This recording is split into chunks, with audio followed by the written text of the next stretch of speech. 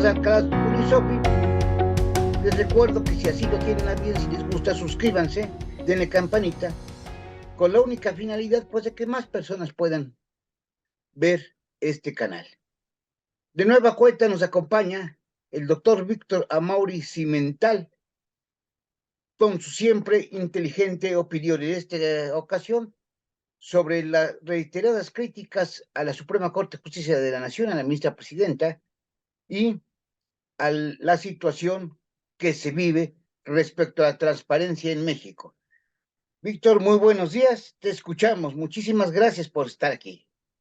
No, al contrario, gracias por la invitación y pues también un saludo a las personas que amablemente se dan la oportunidad de seguir estos videos.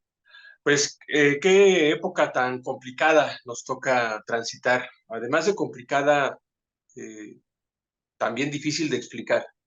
Y difícil de explicar porque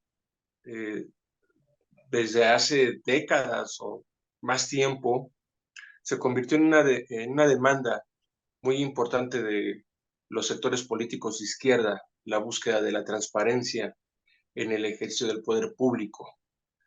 Se entendió que la política, el ejercicio del poder, no debía y no podía y no se justificaba que se manifestara de una manera subrepticia, que lo correcto es que todo lo que hace el gobernante, que todo lo que hace el funcionario público pueda ser del conocimiento de cualquiera, sin que tuviera que justificar su interés por el conocimiento.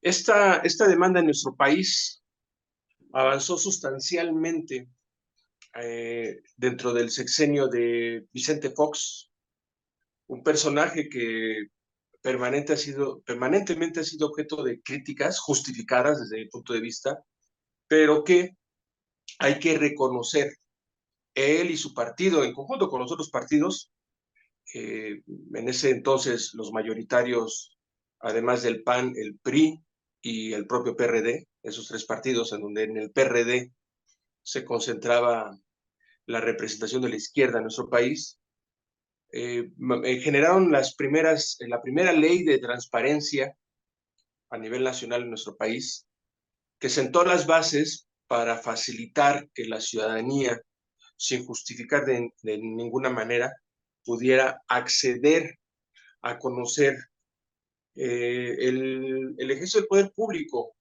en donde uno de los rubros más significativos ha sido el concerniente al gasto. Cómo gasta el gobierno o los entes de poder público, porque además no solamente es para el Ejecutivo, sino abarca a los otros dos poderes, legislativo y judicial, más todos los órganos autónomos, más actualmente, hoy en día, cualquier particular que ejerza recursos públicos. Pues bien, esta normatividad evolucionó, dio pie en un principio a un Instituto Federal de Transparencia y después a un Instituto Nacional con características similares pero más fortalecidas. Y sí ha sido una piedra en el zapato, sobre todo para los ejecutivos, no exclusivamente, pero sí sobre todo para los ejecutivos, tanto federal como estatales, el que la ciudadanía, el periodismo tan gravemente atacado en este sexenio, tanto desde el terreno fáctico, en cuanto a que ha sido el sexenio en el cual nuestro país ha escalado a convertirse en el lugar del mundo en donde el ejercicio del periodismo sea el más mortífero, pero también el que ha sufrido, yo no recuerdo, tú me podrás corregir de mejor manera, estimado mi querido doctor Herrera, yo no recuerdo otro periodo en la historia de nuestro país donde desde el poder público explícitamente se atacara de esta manera el ejercicio del periodismo.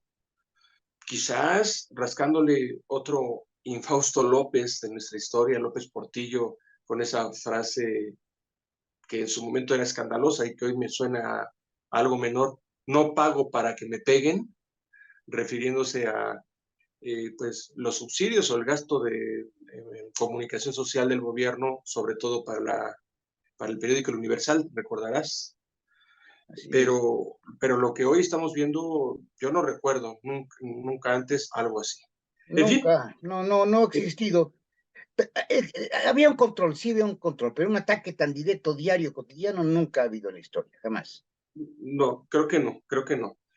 Entonces, pues, y no es que los malos de antes, no es que los corruptos de antes, hoy volteemos a verlos como, ay, eran buenos, No, ay, estábamos mejor, que en algunos aspectos, tristemente me duele decirlo, sí estábamos mejor, aunque eran sí, malos, corruptos, funcionarios ineficientes, pero hoy las cosas han llegado a un nivel que es sorprendente, es escandaloso, es de temeridad, esa es la realidad. Pues bien, no me quiero salir tanto de tu pregunta inicial, amigo, en cuanto a hablar de lo que está pasando respecto de la Suprema Corte. Eh, He sido muy crítico toda la vida de la Suprema Corte. Eh, a veces he dicho hasta algunos chistes que hoy en día me voy a reservar porque, porque hoy en este poder en el Poder Judicial y en la máxima autoridad del Poder Judicial, que sería la Suprema Corte, y dentro de la Suprema Corte, la presidenta de la misma, que a su vez es presidenta del Consejo de la Judicatura Federal, y que en ella decanta, pues sí, la cabeza misma de este Poder Judicial, pues tenemos que ser solidarios, tenemos que acompañar como ciudadanos a esta área del poder público, a este otro tercer poder público, porque en él está decantando la supervivencia, fíjate la palabra que estoy utilizando, la supervivencia de la democracia incipiente, democracia defectuosa, democracia que está lejos de ese anhelo para eh, acercarse a la definición que nos proporciona el artículo tercero constitucional, que no solamente es una forma de gobierno, sino un estilo de vida que facilite las condiciones en la población y que acerque a la misma a la participación en la llamada cosa pública. Pues bien, decanta en esta Suprema Corte y en la titular de la presidencia de la misma, una importancia que no recuerdo tampoco haber visto en algún otro momento de la historia de nuestro país. Quizás nos tenemos que ir muy atrás um, a Benito Juárez, cuando era presidente de la Suprema Corte y ante pues, la lucha entre liberales y conservadores, asume la presidencia de manera provisional y en él descansó la supervivencia de la República Mexicana. Bueno, en él y en una serie de grandes hombres, sobre todo, que encabezaron esta lucha en principio contra conservadores y después contra la invasión francesa y el imperio de Maximiliano. Hoy, nuevamente, en la Suprema Corte, en su titular y en los ministros valientes que están anteponiendo el interés nacional a su interés personal, porque lo fácil sería para muchos de ellos y de ellas alinearse a, a los caprichos, al voluntarismo de, del presidente y del partido en el poder. Que poco les importa violentar lo plasmado en la Constitución, que han llegado al descaro de decir es nuestro tiempo y nosotros decidimos cuándo. Me estoy refiriendo a la elección de los nuevos integrantes del Consejo del INAI y que mientras no sean nombrados, pues este instituto tan importante no puede operar a plenitud y que se está despachando con la cuchara grande, sobre todo el gobierno federal, para negar la información que como avalancha hoy en día la población todavía aún más solicita. Es algo curioso, ¿verdad? Se cierra la llave de la transparencia y entonces la gente está diciendo, pues quiero conocer, quiero saber, ¿Qué me ocultas? ¿Por qué no me quieres decir cómo y en qué gastas? ¿Por qué no me quieres decir qué pasó con tu promesa de no espiar? El espionaje aumentó, se mantuvo, contrario a la promesa del gobernante.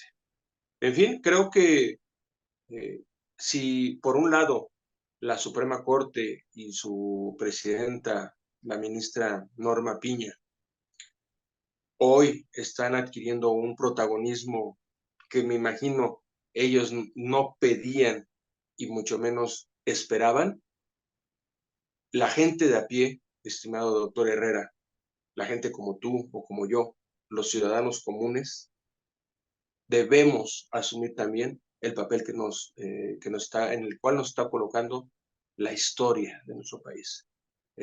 Sin que busquemos, bueno, no es mi caso, un protagonismo público, sí un protagonismo activo, estar informados, estar enterados, ser críticos y hacer lo que nos corresponde.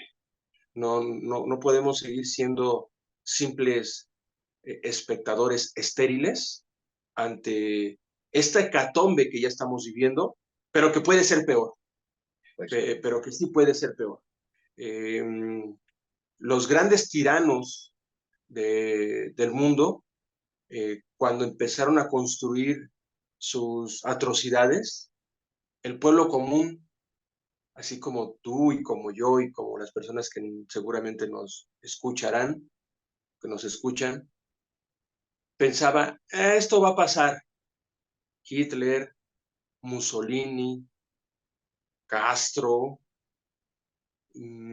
Maduro y Chávez y Daniel Ortega, con Daniel Ortega, qué lamentable, ¿no? etcétera. La gente decía, no va a pasar, ya se va. eh, ahorita que se vaya reconstruimos y no, se perpetuaron y pues ven que convirtieron a sus países, a la destrucción de Europa y gran parte del mundo por las locuras de Hitler y de Mussolini, que a veces es ignorado, pero que fue tan nefasto para Italia y para el mundo como el otro criminal, y no se diga lo que ha significado para Venezuela, uno de los países que tenía mejor calidad de vida en Latinoamérica, en lo que está convertido, en lo que lo convirtieron este par de locos, Hugo Chávez y Nicolás Maduro, que hablan, bueno, el segundo habla con pajaritos y el anterior, bueno, para llorar su gestión. Desde lejos lo veíamos como algo, pues no nos afecta, pero creo que es tiempo de aprender a ser solidarios y de ser solidarios con nosotros mismos también. Es tiempo de darnos cuenta que ya no es justificable voltear los ojos hacia otro lado, ya no es justificable ensimismarnos. Pues yo estoy bien y los demás, yo la estoy librando allá que los demás se recen con sus propias uñas. No va por allí. No puede ser ese el camino que elijamos la población. Tenemos que ser más partícipes de nuestra responsabilidad social. Y olvídate del tema político, olvidémonos del tema político, de nuestra participación en la comunidad, en todo lo que ello conlleva. En fin, concluyo, salvo que tengas alguna otra cosa que desees que Muchísimas comentemos. gracias. Muchas gracias Querido, por tus siempre interesantes opiniones, Víctor. Y pues, gracias a los que los que nos escuchan y ven este video, y que nuestro único fin es cultural, y entre eso, pues la promoción de la cultura, de los derechos humanos y de la democracia. Muchísimas gracias. Nos vemos en el próximo programa. Gracias a todos. Suscríbanse. adiós.